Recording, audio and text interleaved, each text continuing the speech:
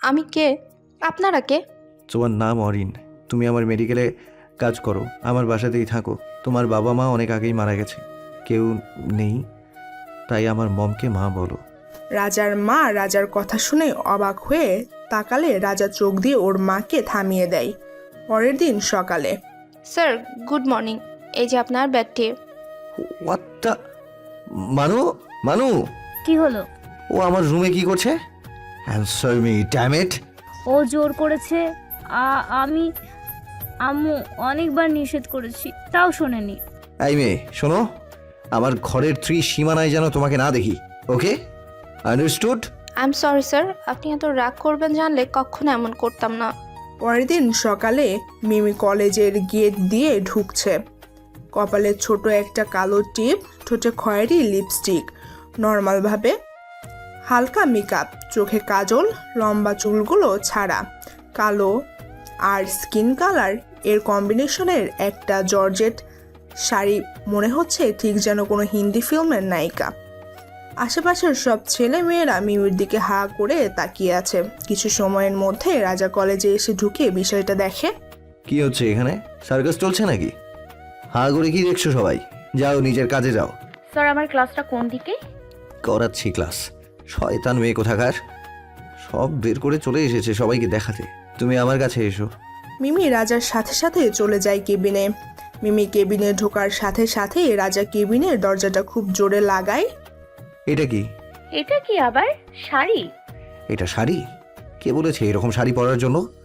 রাস্তায় কতজন দেখেছে? ইডিয়েট, কোনো কমন সেন্স নেই। সবাই তো কত রকম কি পরে আসছে, আমি পরতে পারবো না কেন? আমি বলেছি তাই পড়তে পারবে না, বোঝনি? আপনি হঠাৎ আমাকে তুমি বলছেন, আবার আমার ড্রেস আপ নিয়ে এত ভাবছেন কিভাবে? কি ব্যাপার স্যার?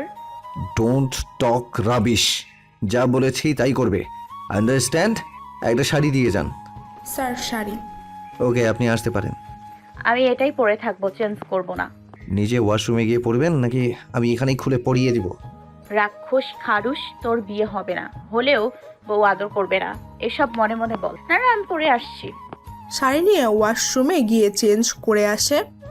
তারপর হন হন করে বের হয়ে যায় ক্লাসের উদ্দেশ্যে। মিমির রাগ দেখে রাজা মিচকি মিচকি হাসতে থাকে। এই মিমি। কে ডাকে? আরে উপরে আমি। দাঁড়াও আসছি। যাওয়ার পর ক্লাস কোনটা? চলো, আমরা তো একই ক্লাসে, চলো যাই। দুজন ক্লাসে চলে যায়, গিয়ে একসাথে পাশাপাশি বসে। হঠাৎ সবাই বলে ওঠে গুড মর্নিং স্যার। মিমির ভিমরি খাওয়ার মতো অবস্থা। এ কি, এটা কে? আমাদের সিনিয়র মেডিকেল টিচার, খুব রাগী, নামটা যেন কি মনে পড়ছে না। ও হ্যাঁ, মনে পড়েছে, রাজা চৌধুরী। ফাজলামি করো আমার সাথে? আমি এই রাক্ষসটা চিনি না নাকি? যোগ করছিলাম। নিজেই নিজের নামে। তাহলে সেদিন ঢোল পিটাচ্ছিল। রাগী টিচার আছে, দেরি হলে খবর আছে। ছাই। এই ইউ, স্ট্যান্ড আপ। আমি? Yes you. Yes sir. আপনি দাঁড়িয়ে থাকেন, বাকিরা বসেন। কিন্তু স্যার শাট আপ। চুপচাপ দাঁড়িয়ে থাকেন, যখন বলবো বসতে বসবেন। এত বড় হয়ে গেছেন, আর টিচার আসলে দাঁড়াতে হয় জানেন না? Sorry sir. ফার্স্ট ডে, তাই ক্ষমা করে দিলাম। নেক্সট টাইম কোনো ক্ষমা নেই, পানিশমেন্ট খুব বেশি দিব। ওকে, সিট ডাউন। বসে পড়লো ধপাস করে। তারপর মানুকে আস্তে আস্তে বলল, এটা মানুষ নাকি রাক্ষস? হ্যাঁ, মানুষই তো দেখতে লাগে। Manali, come here. মানালি রাজার কাছে গেল। মানালিকে রাজা কানে ধরে দাঁড়াতে বলে। মানালি জানে উপায় নাই, তাই দাঁড়ায়। মিমি বিষয়টি দেখে খুব ভয় পেয়ে যায়। আজ আমি হিউম্যান বডি পার্টসের বিষয় নিয়ে আলোচনা করব। সামনে একটা ছেলে আর একটা মেয়ে কঙ্কাল নিয়ে বিভিন্ন বডি পার্ট নিয়ে কথা বলছে। মিমি হঠাৎ মাথায় আসে কঙ্কালগুলার গায়ে জামা পরানো নাই। ও সাথে সাথেই বলে ওঠে, ছি স্যার, ওদের জামা কাপড় নাই কেন? এভাবে কারোর সম্মানহানি করা ঠিক না। ক্লাসের সবাই ওর কথা শুনে অবাক হয়ে তাকিয়ে আছে ওর দিকে। What the, are you crazy? I think আপনার মেন্টালি প্রবলেম আছে। আই মিন মেন্টালি ডিসঅর্ডার যাকে বলে। ওমা, যা তা ভাবতে ভাবতে এটা কি বলে দিলাম। Get out from my class right now, and you also. দুজন বের হয়ে ক্যাম্পাসে ঘোরাঘুরি শুরু করে দেয় আর কথা বলে নিজেদের মধ্যে। কেন যে এরকম কথা বলতে গেল না? আমি তো ইচ্ছে করে বলিনি, মুখ ফসকে বের হয়ে গেছে। খুব গরম পড়েছে গো, চলো ওই গাছের নিচে গিয়ে বসি। চলো, গরম লাগারই কথা। যে বস্তার মতো বোরখা আর হাতে পায়ে মোজা পরে আছো, আমি হলে মরেই যেতাম। বোরখা ছাড়া বাড়ির দরজায় যাওয়া নিষিদ্ধ, আর তো কলেজে। তাই পরোয়ানা কে জারি করেছেন? মিস্টার রাজা চৌধুরী। রাক্ষস চৌধুরী। তারপর? ইয়ে মামা মানে? মা মানে কি? কি মানে? রাক্ষসকে? ভাইয়া, ওই যে একটা কার্টুনের কথা বলছিলাম না, এত ছেলে আশেপাশে আসে আর তোরা এখানে বসে হাসাহাসি করছিস? বকা না খেয়ে কথা শুনতে মন চায় না। যা এখান থেকে, কেবিনে যা, পরের ক্লাসের সময় হলে ক্লাস করবি, যা। আচ্ছা। মিমির হাত ধরে টেনে নিয়ে চলে যায় কেবিনে। আচ্ছা মানু, তোমার ভাইটা এত খারুস কেন? মনে যাচ্ছে একটু পিছু লেগে ওর দেমাগ ভাঙাই। লেগেই দেখো কি হয়। রাজা আসে কেবিনে। অনেকের কেবিনে গিয়ে দেখ, পিৎজা রাখা আছে, নিয়ে আয়। পিৎজা? ইয়ে! আমি নিয়ে আসি। জি না, আপনি এখানেই থাকবেন, কাজ আছে। মানু, তুই যা। ওকে। মিমি, কাল থেকে তুমি আমার বাসায় ডিউটি করবে, আর কলেজের সময় হলে কলেজে চলে আসবে। কলেজ শেষ হলে মানুর সাথে আমার বাসায় যাবে। মানে? যা বললাম তাই। কিন্তু আমার তো কাজ এখানে, ওখানে তো পেশেন্ট নেই। আছে, একজন পেশেন্ট আছে আমার বাসায় থাকে, তার বিশেষ টেক কেয়ার লাগবে, তাই তোমাকে বলেছিলাম। আর এটা আমার রিকোয়েস্ট না, অর্ডার, ওকে? অ্যাগ্রিমেন্টের কথা মনে আছে তো? কিন্তু আমার মা ভাইয়া। আমি ওনাদের সব জানিয়ে দিয়েছি, তুমি আজই আমাদের বাসায় শিফট করছো। মানালি তোমার সাথে গিয়ে নিয়ে যাবে তোমাকে। ওকে। মানু এসে মিমির সাথে ওর বাসায় গিয়ে মিমির জামা কাপড় নিয়ে গাড়িতে করে নিয়ে বাসায় আসে। এসেছো মা? তোমাকে খুব মিস করছিলাম। ঘরটা পূর্ণতা পেল আমার। এত মাথায় তুলো না, ওর অভ্যাস আছে মাথায় পাগলু ডান্স করার। রাক্ষস একটা। আমি ফ্রেশ হয়ে নিচ্ছি, আমার খাবারটা যেন রুমে দেয়া হয়। আচ্ছা, পাঠিয়ে দিচ্ছি। মিমি, মানালি, আয় খেয়ে নিবি। মিমি রাজার মায়ের হাতে হাতে কাজ করে দিচ্ছে, আর মানালি ডাইনিং টেবিলে বসে মোবাইল টিপছে। অন্যদিকে অরিন বিষয়টা চুপি চুপি দেখছে। রহিমের মা, রাজার ঘরে খাবারটা দিয়ে এসো তো। আমি যাই? না, একবার এ নিয়ে সকালে একবার ঝামেলা হয়েছে, আর না। আরে আন্টি, কিছু হবে না, দেন তো। হাত থেকে নিয়ে দৌড় দিয়ে রাজার ঘরে যায়। মিমি দরজায় ধাক্কা দিতেই দরজা খুলে যায়। ও ভিতরে গিয়ে দেখে কেউ নেই ঘরে। খাবারটা টেবিলে রেখে ঘরের চারপাশে ঘুরে দেখে কি অগোছালো। ও পুরো ঘরটা খুব সুন্দর করে গুছিয়ে দিয়ে বারান্দায় যায়। গিয়ে দেখে একটা গাঢ় লাল রঙের একটা গিটার দেওয়ালে ধাক্কা দিয়ে দাঁড় করিয়ে রাখা আছে। মেঝেতে খুব সুন্দর একটা হাতের কাজ করা কার্পেট পাড়া। মিমি গিটারের তার হাত বুলালে খুব সুন্দর একটা শব্দ হয়। এসব দেখতে দেখতে হঠাৎ পিছন থেকে কেউ ধমক দিয়ে উঠল। আপনার সাহস তো কম নয়, আমার রুমে বিনা পারমিশনে কে আসতে বলেছে? আর আপনি আমার বেলকনিতে কি করছেন?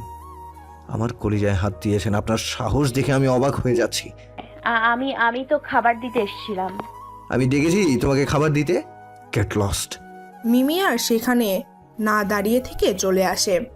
ভাইয়া, চিৎকার করছিস কেন? ব্যালকনিতে গিয়েছিলাম তাই। আমি কখনোই যাই না। আর তুমি? কি এমন আছে? ওই তো একটা গিটার আর একটা মাদুর পাড়া। গিটার আর মাদুরের কথা শুনে মানালির মুখটা মলিন হয়ে যায়। রাজার মাও খাবার বেড়ে দিতে দিতে মন খারাপ করে চলে গেল। মানালিরও খিদে নেই বলে না খেয়ে চলে গেল। অবাক কাণ্ড তো। এই বাড়ির সব মানুষ কি এলিয়েন নাকি? সামান্য বিষয় নিয়ে এমন ভাব করছে যেন কি না কি হয়ে গেছে। না, বিষয়টা তো সহজভাবে নিলে হবে না। নিশ্চয়ই কিছু বড় ঘাপলা আছে, জানতে হবে আমাকে। দাঁড়াম দাঁড়াম করে রাজার রুম থেকে ভাঙচুর করার আওয়াজ আসছে। মিমি দৌড়ে রাজার ঘরের কাছে যায়, কিন্তু দরজা বন্ধ থাকায় ভিতরে যেতে পারে না। বাইরে দাঁড়িয়ে কান পেতে রাজার কথা শোনে। আমার কলিজায় হাত দেয়, কত বড় সাহস মেয়ের! কেনই বা আমি ওকে এত সহ্য করি?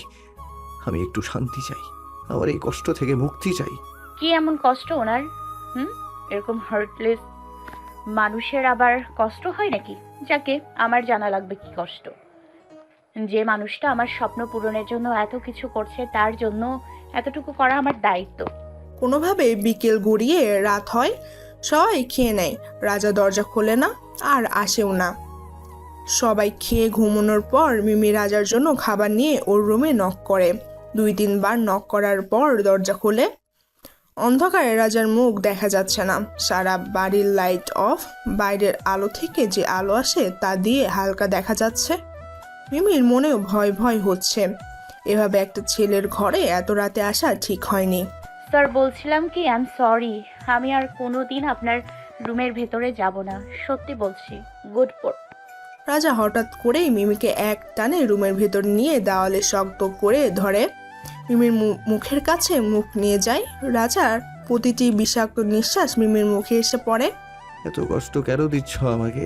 হাতের প্রিল পড়ে গেল, ছাড়ুন বলছি আমাকে। আমি কেন আপনাকে কষ্ট দিতে যাব? যেদিন থেকে তোমার সাথে দেখা হয়েছে আবার পুরনো ক্ষতগুলো নাড়া দিয়ে উঠেছে, আমি আর সহ্য করতে পারছি না। ছি, কি বিশ্রী গন্ধ আসছে আপনার মুখ থেকে। কি মদ খেয়েছেন? হুম। কেন, কিসের কষ্ট আপনার? আমাকে বন্ধু মনে করে বলতে পারেন, মন হালকা হবে। তানু, তানু, তানু। নামটা বলতে বলতে মিমির গায়ের ওপর নিজের গায়ের ঘর ছেড়ে দেয়। মিমি কোনোভাবে রাজাকে বিছানায় শুয়ে দেয়। তারপর মানালির ঘরে গিয়ে শুয়ে শুয়ে ভাবতে থাকে, কে এই তনু? মানু, আই মানু। কি হয়েছে? ঘুমাও না, এত রাতে কেন ডাকছো? ঘুম ঘুম গলায় চোখ বন্ধ করে কথা বলছে। তোমার ভাইয়া না খেয়ে ঘুমিয়ে পড়লো, আর তোমরা মা বোন কেউ তার খবর নিলে না? ও নিজে না চাইলে কেউ ওকে জোর করে না, ও কারোর কথাও শোনে না। তুমি ঘুমিয়ে পড়ো। আচ্ছা, তানুকে? তানু নামটা শুনে মানালি হুড়মুড় করে বিছানায় উঠে বসলো, যেন কোনো ভূতের নাম শুনছে। এমনভাবে ভয় পেয়ে চোখ ডলতে ডলতে বলল, তুমি নামটা কই শুনলা? এই বাড়িতে কেউ এই নাম উচ্চারণ করে না, তুমিও আর করবা না। ভাইয়া জানতে পারলে কলেজে ছিঁড়ে ফেলবে। কেন, কে সে? আরে আস্তে আস্তে সব জানতে পারবা, কিন্তু ভাইয়ার সামনে ওর নাম নিবা না। এই নাম কারোর মুখে শুনতে পারে না। ওকে, ঘুমিয়ে পড়ো। Good night. Good night. পরের দিন সকালে আমি আর এই বাড়িতে থাকবো না। সারাদিন আমার একা একা ভালো লাগে না, আমার দম বন্ধ হয়ে আসে। আমি আমার কাজে জয়েন করব আজ এক্ষুনি। আচ্ছা মা, ঠিক আছে, চুপ করো। রাজাকে বলে আমি তোমাকে কাজের ওখানে দিয়ে পাঠাবো। কি হচ্ছে এখানে? ওর বাসায় ভালো লাগে না, তাই কাজে জয়েন করবে বলছে। কিন্তু ওকে, আজ নিয়ে যাব। রাজার মা অবাক হয়ে যায়। অরিন তো কিছুই জানে না, ও কিভাবে কি করবে। কিন্তু রাজা, আমি বলছিলাম কি, কুল মম, আমি সামলে নিব। কলেজে অরিনকে সাথে নিয়ে রাজা মানালি আর্মি মেডিকেলে চলে যায়। হঠাৎ অনেক সামনে এসে অরিনকে দেখে হক চকিয়ে যায়, কিন্তু নিজেকে সামলে নিয়ে রাজার কাছে জানতে চায় এটা কে। রাজা অনেককে সব বলে। ব্যাপারটা মিমি লক্ষ্য করে, অনেকের এই চমকে যাওয়াটা স্বাভাবিক কিছু নয়, নিশ্চয়ই কোনো বড় কারণ আছে। অনেক পাশ কাটিয়ে তাড়াতাড়ি চলে যায়। রাজা অরিনকে নিয়ে মিমিকে কলেজ ঘুরে দেখাতে বলে। মিমি অরিনকে কলেজ ঘুরে দেখায়। এমন সময় একটা পাগল ছুটে এসে অরিনের সামনে দাঁড়ায়। অরিন অবাক হয়ে পাগলটাকে দেখে, পাগলটাও শান্ত হয়ে যায় অরিনকে দেখে। মিমি অরিনকে সরিয়ে বলে, এই পাগল আমার মাথা ফাটিয়ে দিয়েছিল, চলে এসো ওর কাছ থেকে। মিমির হাত ছুটিয়ে অরিন পাগলটার দিকে এগিয়ে যায়।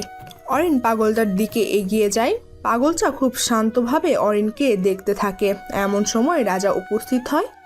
রাজা বিষয়টি দেখে অবাক হলেও একটা জিনিস ভেবে খুশি হয় যে কেউ একজন তো হলো যে এই পেশেন্টকে সামলাতে পারবে। কে আছো? ওকে নিয়ে যাও এখান থেকে। একজন এসে পেশেন্টকে নিয়ে চলে যায়। তারপর রাজা অরিনকে নিয়ে কেবিনে যায়। অরিন, তুমি আজ থেকে ওই মেন্টাল পেশেন্টের দায়িত্বে থাকবে। অরিন শুনে খুব খুশি হয়ে উত্তেজিত হয়ে বলে, thank Reza, thank you so much. Sir, call me sir, okay? Okay sir. Raja একজন স্টাফকে কল করে ডাকে। স্টাফ আসলে তাকে বলে অরিনকে সেই পেশেন্টের রুমে নিয়ে গিয়ে কাজ বুঝিয়ে দিতে। তারা চলে যায় আর রাজাও ক্লাস নিতে চলে যায়। এদিকে ক্লাসে গিয়ে উপস্থিত মিমি আর Manali. Good morning sir. Good morning everyone. আজ আর মিমির ভুল হয়নি, সেও দাঁড়িয়েছে। Sit down. আজ আমি আপনাদের কালার ব্লাইন্ড সম্পর্কে ধারণা দিব। আচ্ছা, কারো কি জানা আছে what is colour blind? Anyone? Sir আমি বলি, জি বলুন। যারা কোনো রং চোখে ঠিকভাবে দেখতে পায় না। কাছাকাছি। আচ্ছা, আমি ক্লিয়ার করে দিই। মিমি দুষ্টুমি করে রাজাকে আঁকার চেষ্টা করছিল। লম্বা উচ্চতা, চুলগুলো একটু বড় বড় রেখে, শার্টের হাতা গুজে রেখে মাটির দিকে তাকানো একটা ছবি এঁকেছে। যদিও সে এই রকম ছবি রাজার রুমে দেখেছিল, তবুও নিখুঁতভাবে এঁকেছে ছবিটা। রাজা ক্লাস নিতেই আছে নিজের মতো, আর মিমি নিজের মতো এঁকে যাচ্ছে। কি হচ্ছে? রাজার কথা শুনে মানালি চমকে উঠে তাকিয়ে থাকলো। কই? হাত সরাও। আমি দেখতে চাই পড়া বাদ দিয়ে কি হচ্ছে। কিছু না তো। আমি দেখাতে বলেছি। মিমি উপায় না পেয়ে দেখায়। রাজা নিজের ছবি দেখে অবাক হয়ে যায়, আর মনে মনে খুশি হলেও উপরে উপরে রাগ দেখিয়ে বলে, কাকে এঁকেছো এটা? রাজার ঝাড়ি শুনে ক্লাসের সবাই তাকিয়ে থাকে। এমনি এঁকেছি, এটাকে আমিও জানি না। পড়াশোনা তো এত মন দিয়ে করো না, এসব তো ভালোই পারেন। সরি স্যার, আর হবে না। Sorry my foot. Next day থেকে সামনের বেঞ্চে বসবেন, পেছনে যেন আর না দেখি। ওকে? Okay sir. রাজা কিছু না বলে ক্লাস থেকে বের হয়ে চলে যায়। বাকি সবাই চলে যায় বাইরে। মানালি মিমকে সান্ত্বনা দেয়, কিন্তু মিমি কেঁদেই চলেছে। ছবিটা খাতার পাতা সহ ছিঁড়ে ফেলে দেয়। তারপর বের হয়ে কাঁদতে কাঁদতে ক্যান্টিনে চলে যায়। গিয়ে দেখে ক্যান্টিনে কেউ নেই, কোনো মানুষ নেই, সব জানালা বন্ধ, অন্ধকার হয়ে আছে। একটা বেঞ্চ রাখা আছে, একটা টেবিলও আছে।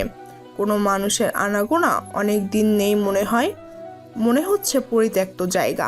কি ভুতুরে জায়গা রে বাবা। যাক বাবা, ওই রাক্ষসের থেকে তো বড় রাক্ষস আর এখানে নেই। মিমি, এখানে কেন আসছো? ভয় লাগে না? তুমি তো দেখি ভাইয়ার মতো, ভাইয়ার সময় পেলেই এখানে এসে বসে থাকে। মিমির পিছনে পিছনে চলে আসে। এখানে ওই রাক্ষসটা আসে? তাই তো বলি, সব এরকম এলোমেলো, আর বেঞ্চ আর টেবিল এত পরিষ্কার সাজানো গোছানো কেন? হি হি। দাঁত কেলিও না, যাও এখান থেকে, পরের ক্লাস করো। আর তুমি? আমার একটা ইম্পর্টেন্ট কাজ আছে, তুমি যাও। বলেই হনহন করে হেঁটে রাজার কেবিনের দিকে যায়, আর মানালি ক্লাসে যায়। স্যার আসবো? কেন? ক্লাস বাদ দিয়ে এখানে কি কাজ? না আসলে বলবো কিভাবে? এসো। স্যার আমি আর আপনার ক্লাস করব না, বাকি যে ক্লাসগুলো আছে ওগুলো মিস করব না। কেন? আমি তোমার কোন পাকা ধানে মই দিয়েছি? করব না মানে করব না। বাকি কোনো ক্লাস করা লাগবে না, শুধু আমারটা করবা। যাও। মানে কি? আমি তো আপনার ক্লাস বাদ দিতে আসছি। আমার কথাই এই হাসপাতালের শেষ কথা। ওকে, যাও। রাক্ষস একটা, খরচ। হোয়াট? কিছু না। তুই পাগল একটা, এত বড় হয়েও বাচ্চামি গেল না। মিমি কেবিন থেকে বের হয়ে চলে যায়। এক বুড়ি পেশেন্ট এর রুমে গিয়ে দেখে বুড়ি ঘুমোচ্ছে, আর এসি এর পাওয়ার এতটা হাই লেভেলের দেওয়া যে উনি ঠান্ডায় কাঁপছেন। মিমি গিয়ে এসি কমিয়ে দিয়ে একটা চাদর গায়ে দিয়ে দেয়। পাশের রুমে গিয়ে দেখে এক বাচ্চা কান্না করছে। সে তাকে কোলে দিয়ে খেলা করে, আর বাচ্চার কান্না থেমে যায়। বিষয়টি রাজা সিসি ক্যামেরাতে লক্ষ্য করে, আর ভাবে মেয়েটা সত্যি অসাধারণ। মানুষের জন্য অনেক মায়া মমতা ওর মন জুড়ে। এই যে ম্যাডাম, কেমন চলছে নতুন ক্লাস? আপনার ভাই আর ভালো হতে কই দিচ্ছে? কে যে ওকে মেডিকেলে দায়িত্ব দিয়েছে, খুব ভুল করেছে। I also think it. Mimi অনেকের কথা শুনে ভাবে, এ কেমন ভাই? নিজের ভাই সম্পর্কে কেউ এরকম ভাবে নাকি? কোথায় হারালেন? না কিছু না, আমি আসি, ভালো থাকবেন, bye. Okay, see you bye. Mimi বের হয়ে মানালিকে নিয়ে বাড়ি যাওয়ার জন্য বের হয়। ঠিক সেই সময় রাজা অরিনকে নিয়ে আসে। মিমিকে আর মানালিকে গাড়িতে উঠিয়ে বসতে বলে। মানালি বসলেও মিমি জেদ করে না বসে উল্টো দিকে হাঁটা শুরু করে। রাজাও রাগ করে মিমিকে ছেড়েই চলে যায়। কি রে, এত দেরি হলো যে? রাজা কিছু না বলে রুমে চলে যায়। অরিনও রুমে যায় মানালিকে বলে, আম্মু, আমার ক্লাস ছিল তাই দেরি হলো। কি রে, মিমি কোথায়? তোমার ছেলের সাথে ঝগড়া করে কোথায় যেন চলে গেছে। কোথায় যেন চলে গেছে মানে? এই সন্ধ্যায় মেয়েটা কোথায় গেল? হঠাৎ রাজা হেলমেট হাতে নিয়ে বাসা থেকে বের হয়ে যায়। রাজার মার বুঝতে বাকি থাকে না ও মিমিকে খুঁজতে যাচ্ছে। রাজা মেডিকেলের সামনে পাশে সব জায়গায় দেখে, পায় না। ওর বাসায় গিয়েও গোপনভাবে খোঁজ নেয়, যেন কেউ জানতে পেরে ঝামেলা না করে। রাজা আবার মেডিকেলে গিয়ে ভিতরে ভালোভাবে খোঁজে, পায় না। নিরাশ হয়ে বাড়িতে ফিরে যায়, কিন্তু রাজার মা রাজাকে দেখেও কিছু বলে না।